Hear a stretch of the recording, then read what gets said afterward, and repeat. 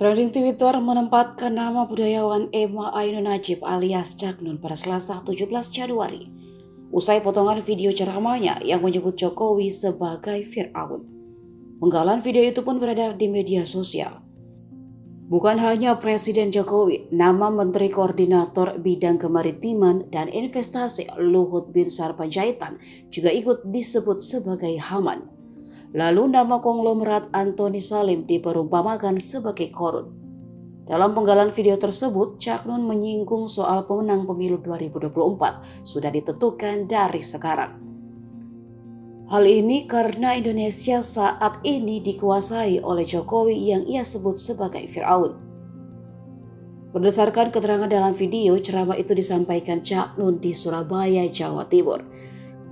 Dikutip dari Tribun Pekanbaru, ceramah itu disampaikan Cak Nun dalam acara Balagha Asyhadahu yang digelar oleh Majelis Masyarakat Maya Bang Beng Wetan di Pendopo Cak Durasim, Kota Surabaya. Acara tersebut ditayangkan secara live melalui kanal YouTube Bang Bang Wetan pada Senin 9 Januari. Pernyataan Cak Nun pun memunculkan pro kontra.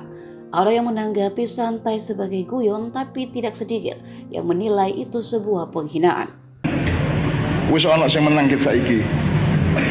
Wis ana sing menang karena Indonesia dikuasai oleh Fir'aun yang namanya Jokowi, oleh korun yang namanya Antoni Salim dan 10 naga, gak 9, 10 saya kira. Terus Haman yang namanya Luhut. Nah ya.